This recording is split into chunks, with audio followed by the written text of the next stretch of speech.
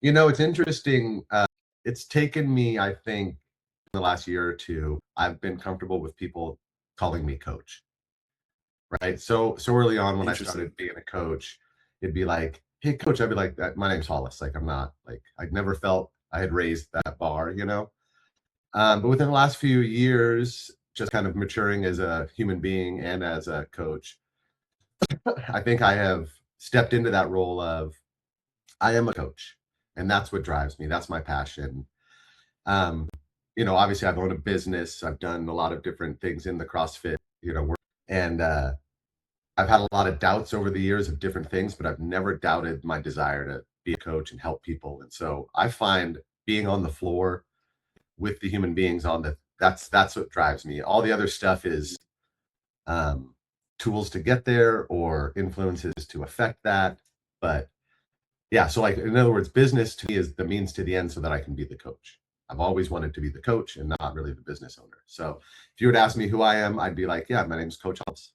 And interesting, by the way, for you to not feel, I don't know if legitimate is the word to like qualify what you mentioned, but to be called coach, that's quite interesting. Like, would you mind diving a little bit deep into that? Like, why did you feel that way?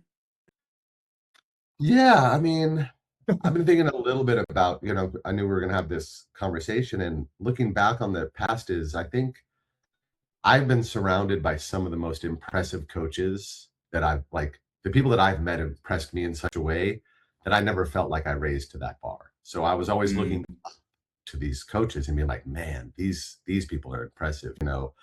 Obviously Coach Glassman was just crazy inspirational, but my coach Nicole Carroll, Coach Mike Bergner, Kelly Starrett, I've just had some really amazing mentors in my life, and so I've always looked up. And so I think it just took me a few years to realize that I could look across the room instead of look up.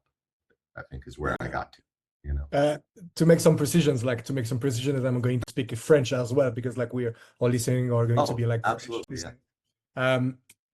Nicole Carroll is like actually the brand manager for CrossFit right now, actually. She is currently, yeah. Yeah. So, en français, les coachs que Hollis vient de décrire, du coach that Hollis just described as the OGs. Like Nicole Carroll is right now the responsible de la marque CrossFit. So it's like